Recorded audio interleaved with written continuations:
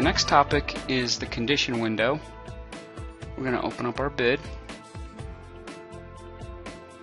As you can see, this is the plan view and there's no other windows open. There's a couple ways that we can open up that condition window. We go to view and we go conditions window and it brings it up. That's one way. The other way is over here there's an icon that says hide show conditions window. So you click on that. It brings up this condition window, and then here you can see that it just has the topics but it doesn't have any conditions. So you go here and hit this plus sign, brings up the little help that says new condition, and that's a good tip that if you hover over any of these items, it'll pull up a little help window on that. So we hit plus, and then you have the quick start condition helper, and there's basically three types of conditions. There's a linear condition, an area condition, and a count condition. The first one we're going to talk about is the linear condition, so we'll click on that. It brings up the conditions properties window, and under style, that's where it defaulted to linear based on that wizard that we were talking about. If we wanted to change it, what we do is we'd go here and we could change it to area count, and we'll talk about attachment and typical group a little bit later. But here's the linear, and then under name, what we're going to want to do is setting this condition up for the base that goes in around the transition between the flooring and the wall. And over here, let me go back over here real quick and take a look at what we want to set up for the name on that. So here it is under base, and we've got a finish of VB. VB, if we scroll down over here, stands for vinyl base, right? We have, it looks like vinyl base 1, so it looks like the whole job is vinyl base 1. So there's not additional colors that we need to be concerned about. So we're going to go in here, hit that plus sign, go to create linear condition, and then we're going to name it VB1 because that's going to be our vinyl base 1.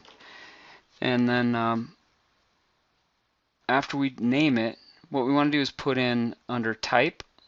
There's a couple ways to do the type. You can just click on type, and then we can put in base for the type, and then just hit enter. Base was not found, would you like to add it? So you hit enter again, yes, and then to select it you hit it a third time. So that's how you can categorize your conditions based on the type, so it makes it easier when you're going to look them up at a later date.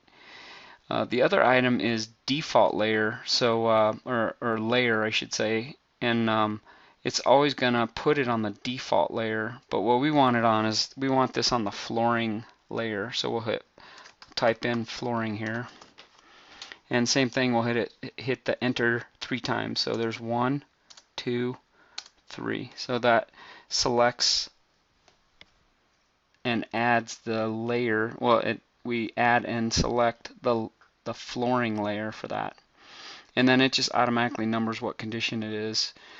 Under the general description here, this is where we put in the height. It's good that we talk about formatting for the height, or for any dimension for that matter. So let me just put in 1 foot so you can see. So 1 foot is put in 1, that's for feet, and then 0, 0 for the inches. So you hit enter, and then it puts it in feet and inches for you.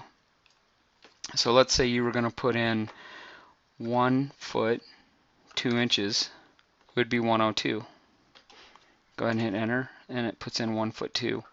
Let's say you only wanted to put inches, so you wanted it to be 4-inch base, so you put 0, 4 for 4-inch.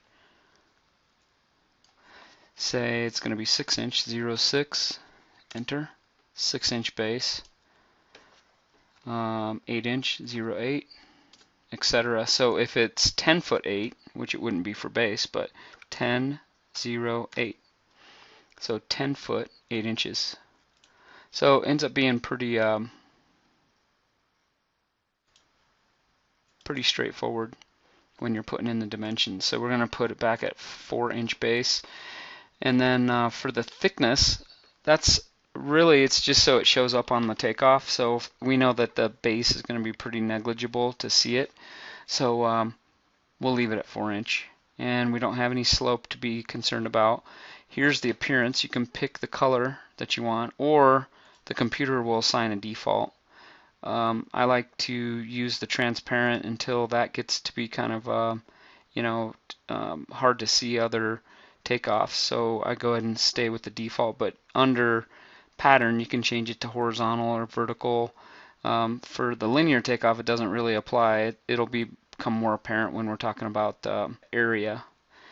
The next area I want to focus on is the results. So you can, with one takeoff, you can calculate 3 different quantities. So what we're doing here is just going to be length, but you can see there's some other pieces or other selections that you can make. You can make a segment count, area, surface, volume, etc. So what we want to do is select length, and then the unit of measure is going to be, in this case, it's going to be lineal feet, but you could have lineal yards or you could have inches.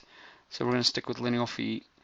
And then the other one I want to put on here is segment count, because we might want to keep track of how many times we have to make a cut, because that costs us a little extra labor. So that unit of measure, UOM, is going to be each.